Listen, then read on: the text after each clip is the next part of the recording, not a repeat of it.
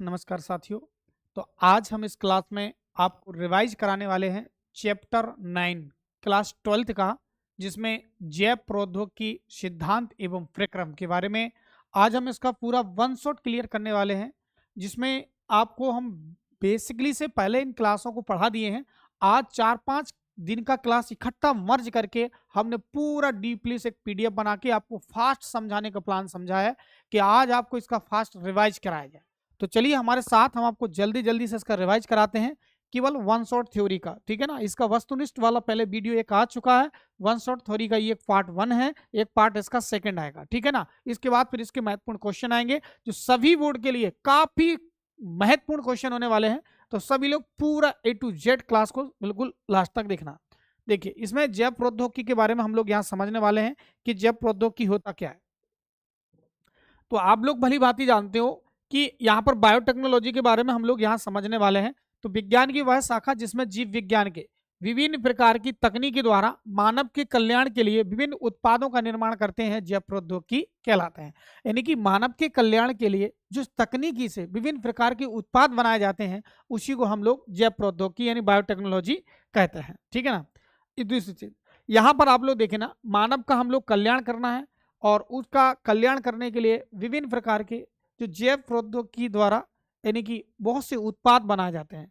जैसे आपने देखा है कि मधुमेह है। मधुमेह एक प्रकार का डायबिटीज यानी कि बीमारी है। जो आप लोगों को बता दें, हमारे शरीर में जब फैट ज़्यादा बन जाती है, तो फैट बनती है तो लीवर सारा का सारा इंसुलिन को हैक करने लगता है, जिसकी वजह से शरीर में इंसुलिन का कमी हो जाता है और इसी इंसुलिन की कमी से डायबिटीज या मधुमेह रोग हो जाता है। तो इसको सही करने के लिए इंसुलिन यूज किया जाता है। दूसरा चीज यहाँ पर आप लोग इसको समझ सकते हैं कि यहाँ पर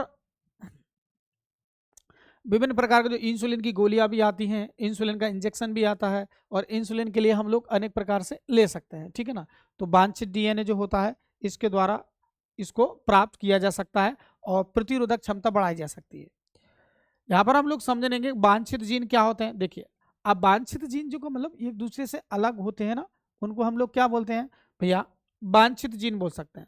अब जैव प्रौद्योगिकी के सिद्धांत के बारे में आप लोग समझिए कि जैव प्रौद्योगिकी के सिद्धांत क्या है। सबसे महत्वपूर्ण बात यह है, तो जैव प्रौद्योगिकी ने देखा, थोड़ा पेन थोड़ा है, थोड़ा छोटा पेन कर लूँ इसको मैं,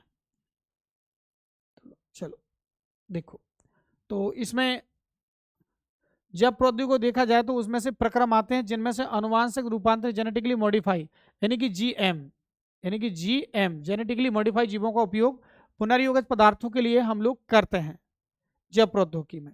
इसमें लिखा है, इतना ही नहीं, विटामिन B12 की मात्रा बढ़ाने में भी हम लोग बायोटेक्नोलॉजी का यूज करते हैं। विटामिन B12 यानी कि जो दूध से जब दही बनता है तो इसमें विटामिन B12 की मात्रा बढ़ जाती है। वो सिर्फ चीज़ आपको अच्छे तरीके से समझना है। पोषक की गुणवत्ता बढ़ाने में, जैसे भोजन को उपापचय वगैरह बनाते हैं, तो सूक्ष्म जीवों की काफ़ी महत्वपूर्ण भूमिका होती है। आधुनिक जैव प्रौद्योगिकी के विकास में दो तकनीकें हैं, एक आनुवांशिक इंजीनियरिंग है, दूसरी जैव प्रक्रम है यानी इंजीनियरिंग प्रक्रमों को रोगाणु रहित विधि है। समझिए इनके बारे में डिटेल से, इनके बारे में क्या है। जेनेटिकली मॉडिफाई के बारे में आप लोग अच्छी तरीके से जानते हैं। तंबाकू हो गया, बीटी कपास हो गया, बीटी मक्का हो गया, तमाम प्रकार के जो पौधे हैं वो आनुवांशिक इंजीनियरिंग की सहायता से बनाए गए हैं। यहाँ पर हम लोग देखेंगे इनके सिद्धांत के बारे में। एक आनुवांशिक इंजीनियरिंग का सिद्धांत है और दूसरा रासायनिक इंजीनियरिंग का सिद्धांत है।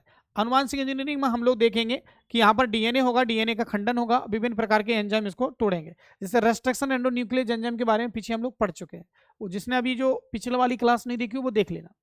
आनुवांशिक इंजीनियरिंग की अगर मैं बात करूं, इस तकनीक में होता क्या है, डीएनए के रसायन से क्या करते हैं हम लोग, खंड करते हैं और होस्ट ऑर्गेनिज्म में प्रवेश करा करके उसमें समलक्षणी यानी फिनोटाइप प्राप्त करते हैं और उसमें कुछ ना कुछ परिवर्तन कर लेते हैं।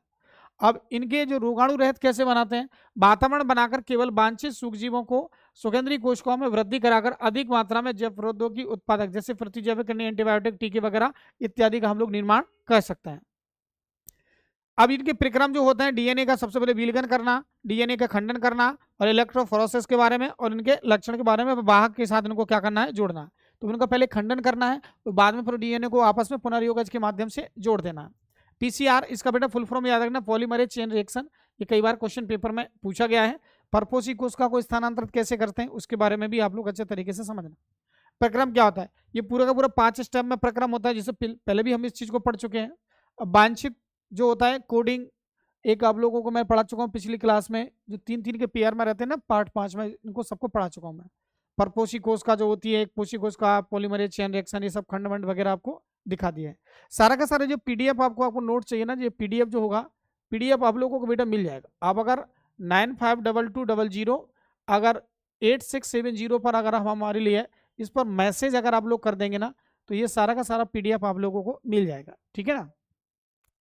अब देखना, यहाँ पर आप लोग देखेंगे विलगन जो है डीएनए से आरएनए, प्रोटीन, लिपिड्स वगैरह ये सब तमाम चीज बनती रहती है, जिसकी वजह से जो डीएनए है उसमें अनुवांशिक परिवर्तन होते रहते हैं, रोक करके दूसरे जीव में इनको पहुंचाया जाता है। तो डीएनए का इस तरीके से यहाँ पर खंड होता है। डीएनए को बीचों से क्या कहते हैं, काटते हैं, जिससे हम लोग एंडोन्यूक्लियस एंजाइम बोलते हैं ना।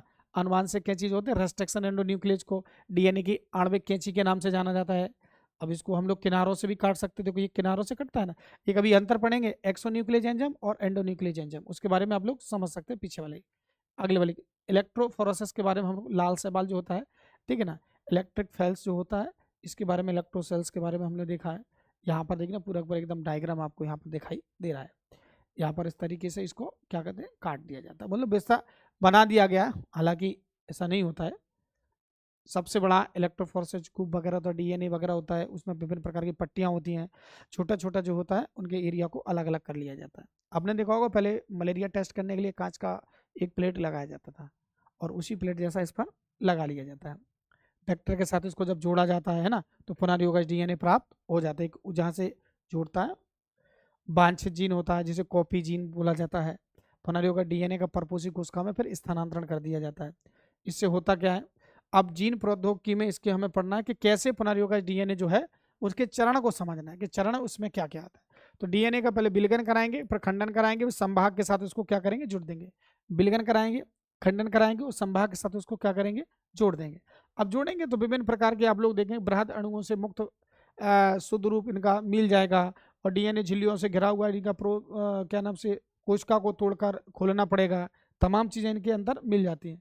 तभी संभव है जब जीवाणु कोश का पादप या जंतु ऊतक लाइसोजाइट्स, जीवाणु सेलुलोज, पादप कोश का काइटिनेज इत्यादि। अब जो काइटिनेज जो शब्द है आप लोगों को बता दूं, ये क्या है, कवक, कवकों की कोशिका भित्ति काइटिन की बनी होती है। अब उस पर हम लोग विभिन्न प्रकार के एंजाइम द्वारा काइटिनेज प्राप्त कर लेते हैं। तमाम चीजें हैं, दूसरे अणुओं को उचित उपचार द्वारा अलग कराकर, है ना। तो इसके अलावा हम लोग बताएंगे कि ये निलंबन में महीन धागों के समूह के रूप में देख सकते हैं। तो विभिन्न जगह हम इसको क्या कर सकते हैं, सर्च कर सकते हैं, देख सकते हैं। ये सब चीज़ जो है पढ़ने की बात है। यहाँ पर आप लोग पूरा का पूरा पीडीएफ मिलेगा, इसको एक बार अच्छे तरीके से पढ़ लेना। फास्ट रिवीजन करा रहा हूँ, मैंने कहा था कि जल्दी जल्दी से आप लोगों को कुछ कुछ समझा दूँ। बाकी पूरा डीपली तो क्लासों में मैंने पूरा पढ़ाई दिया है, ऑफलाइन तरीके से पूरा डिटेल में। बाकी एक बार और इसको पहले भी इस क्लास को एक बार हम लोग पढ़ा चुके हैं, इसलिए आज तो हम क्या है इसको फास्ट करा रहे हैं, ताकि आप लोगों को थोड़ा थोड़ा याददाश्त, क्योंकि आपके 25 फरवरी से एग्जाम है, तो आप लोगों को थोड़ा फास्ट ही पढ़ाना पड़ेगा, है ना। यहाँ पर देखिए, तो जो जैल विद्युत का संचालन होता है इलेक्ट्रोफोरेसिस का, तो इसके द्वारा हम लोग कहते हैं डीएनए खंडों को एक तकनीक द्वारा अलग करते हैं और जेल का संचालन करते हैं। चूंकि डीएनए खंड जो है वो ऋणात्मक आवेशित, तो डीएनए खंड जो कई बार ओटी में आता है ऋणात्मक आवेशित होता है, ठीक है ना। इसलिए इस विद्युत क्षेत्र में माध्यम अधात्री द्वारा एनोड की तरह बलपूर्वक जुड़कर अलग कर दिया जाता है। अब पृथक्करण डीएनए खंडों को तभी देख सकते हैं जब डीएनए को इथिडियम ब्रोमाइड। अब डीएनए को देखने के लिए बेटा, डीएनए को देखने के लिए इथिडियम ब्रोमाइड नामक पृथक्करण डीएनए को खंडों को अगर हम देख सकते हैं, तो देखने के लिए बेटा डीएनए खंडों को किसका प्रयोग कर सकते हैं, इथिडियम ब्रोमाइड का। ये क्वेश्चन कई बार एग्जामों में पूछा जाता है ना। इथिडियम ब्रोमाइड जो होता है जेल को पराबैंगनी प्रकाश से आवृत कराते हैं, चमकीली नारंगी पट्टी दिखाई देती है, ठीक है ना। तो इसको भी आप लोग, या डीएनए के पृथक्करण में पट्टियों को एगर और जेल से काट दिया जाता है, तो इसको भी आप लोग अच्छे तरीके से याद रखना, क्योंकि ये क्वेश्चन भी कई बार पूछा गया है। इस प्रक्रिया में क्षालन जो होता है, यानी कि इस तरह शुद्ध किए गए डीएनए को क्लोनिंग संवाहक से जुड़ कर दिया जाए, पुनः डीएनए का निर्माण कर लिया जाता है। सिद्धांत प्रक्रम में हम लोग यहाँ पर क्या समझने वाले हैं, प्रतिबंधन एंजाइम रेस्ट्रिक्शन एंडोन्यूक्लियस के बारे में। तो इसके लिए कैची कहते हैं, आनुवांशिक कैची कहते हैं। खोज 1963 में इसकी हुई थी। सर्वप्रथम प्रतिबंधन एंजाइम जो है ये आपका हिंद द्वितीय है। पहला प्रतिबंधन एंजाइम जो है वो कौन सा है, हिंद द्वितीय है। इसको आप लोग अच्छे तरीके से समझेंगे। वर्ष 1963 की अगर मैं बात करूं, तो 2 एंजाइम पृथक किए गए जो इकोलाई में जीवाणु में भोजी बैक्टीरियोफाइज और की वृद्धि को रोका गया। बैक्टीरियोफेज जो आपको बता दूं गंगा नदी में पाया जाता है। इसमें एक डीएनए से शिथिल समूह को जोड़ता है, जबकि दूसरा डीएनए जो होता है उसको काटने का काम करता है। बाद में वाले एंजाइम को प्रतिबंधन एंडोन्यूक्लियस कहा जाता है। तो एंडोन्यूक्लियस जिस तरीके से वो एंजाइम होता है वो बन जाता है। यहाँ पूरा का पूरा इनका स्ट्रक्चर दिया है, किस तरीके से उनको काटा गया, काटने के बाद उसको जोड़ा गया है। अब जीवाणुभोजी के बारे में आप लोग जानते हैं, जीवाणुभोजी गंगा नदी के पानी में पाया जाता है, जिस पर हर्षिव चेस ने डिटेल से क्या किया, अध्ययन किया। ये जीवाणु जो होता है, ये जीवाणु का कहता है जीवाणुभोजी वायरस, ये वायरस का काम करता है गंगा नदी में पाए जाने वाले जितने भी जो पानी को सड़ाने वाले वायरस है, जीवाणु है, सारे के सारे जीवाणु को क्या करता है, खाता रहता है, जिसकी वजह से गंगा का पानी कई वर्षों तक खराब नहीं होता, कई दिनों तक खराब नहीं होता। देख, इसके बाद अगर मैं बात करूं नामकरण, सर्वप्रथम 1963 में हिंद द्वितीय का नामकरण प्रतिबंधन एंजाइम ई कोराई यानी कि इरिशिया और कोलाई और प्रभेद, इनको मिला के किया गया है। प्रतिबंधन एंजाइम जो अनुवांशिक कैंची के रूप में जाना जाता है, इसके 6 नाइट्रोजनी क्षार होते हैं, इसको आप लोग याद रखना, ठीक है ना। 5 डेज से 3 डेज की हो, 3 डेज से 5 डेज की हो। ये आपका ग्वानिन होता है, थाइमिन होता है, एडनिन होता है, साइटोसिन, तमाम प्रकार की खंड इसमें दिए गए हैं। अब यहाँ पर इनको क्या किया है, काट दिया जाता है, काटने के बाद इनको आपस में अलग अलग कर दिया जाता है। यहाँ पर इनको पूरा पूरा डायग्राम, जो डायग्राम के माध्यम से सबको काट करके सबको अलग करके आपस में जोड़ करके दिखाया गया है। यहाँ पर लोग देखेंगे तो बाहरी डीएनए होता है, ये रूपांतरण डीएनए होता है जिसको चेंज किया जाता है आपस में, उनके बारे में यहाँ बताया गया। पूरा का पूरा ये वही लिखा है भैया, एंडोन्यूक्लियस यानी हिंद द्वितीय, जिसका कार्य होता है डीएनए न्यूक्लियोटाइड विशिष्ट प्रकार निर्भर करना, 5 वर्ष बाद पृथक किया जाता है, पहचाना जाता है। ऐसा पाया गया है कि हिंद द्वितीय डीएनए अणु को उस विशेष बिंदु तक काटते हैं जहां यह 6 चारक युग्मों यानी 20 पेयर का एक विशेष अनुक्रम होता है, ठीक है ना। अब इस विशेष क्षारक अनुक्रम को हिंद द्वितीय को पहचान अनुक्रम कहते हैं। हिंद द्वितीय के अलावा 900 से अधिक प्रतिबंधन एंजाइमों के बारे में जानकारी मिल चुकी है। तो सोचिएगा ना, 900 से अधिक प्रतिबंधन एंजाइमों के बारे में अभी तक जानकारी मिल चुका है। यहाँ पर देखेंगे इनका नामकरण जो है अलग अलग वंश के आधार पर इनका किया जाता है। इको आर आई जो है, जो एसरीसिया कोलाई R13 जो है इको R1 में वर्ण किया जाता है, इसको अलग अलग रूप से देख लिया जाता है। और एंडोन्यूक्लियस के बारे में आप लोग सभी लोग जानते हैं कि कितनी बार इसको समझाया भी है, आप लोग अच्छे तरीके से इस बारे में अध्ययन भी कर चुके हैं। अब दूसरी कंडीशन में हम लोग यहाँ आपसे बोलें कि देखिए, यह अपना विशिष्ट पहचान अनुक्रम पाता है, डीएनए से जुड़ता है। द्विकुंडली मॉडल के बारे में आप लोगों ने देखा होगा कि वाटसन और क्रिक का जो मॉडल था, द्विकुंडली डीएनए में विशिष्ट पैलिड्रोमिक न्यूक्लियोटाइड अनुक्रमों को पहचानना। ये सब छोड़िए, चिपचिपी स्टिट की सराह कहते हैं उसको, जो लंबा वाला जो पीछे वाला सराह होता है उसको बारे में इसको बोला गया है। तो किनारे से उसको काट देते हैं तो उसको एक्सोन्यूक्लियस कहते हैं, और मध्य से काटते हैं तो एंडोन्यूक्लियस कहते हैं।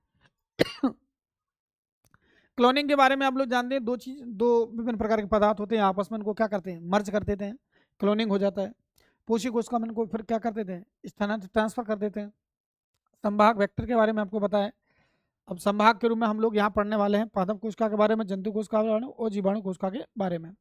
अब देखिए, अब जो इसमें जो होते हैं डबल डीएनए होता है, ये सर्कुलर वृत्ताकार भी हो सकता है, ये सुप्रतिकृति भी हो सकता है, अतिरिक्त भी हो सकता है, कई प्रकार के उसमें देखने को मिल सकता है। संभाग क्लोनिंग क्या होता है, ये संभाग क्लोनिंग जो होता है इसमें लिखा है प्रकृतिकृतियों का उत्पत्ति ओरी, जो पहला स्थल होता है, जो प्रारंभ स्थल होता है उसे ओरी कहा जाता है। ये आपस में क्या कहता है, बाद में ये धीरे धीरे क्या करता है, उससे जुड़ता चला जाता है। प्रतिकृतियों का उत्पत्ति ओरी का प्रारंभ जो भाग होता है, वह स्थल जो डीएनए का प्रतिकृति शुरू करता है। ये सब चीज होती है ओरी के बारे में। के साथ संभाग जो वर्ण योग चिन्ह होता है, ये वर्ण योग चिन्ह लगा दिया जाए, ठीक है ना।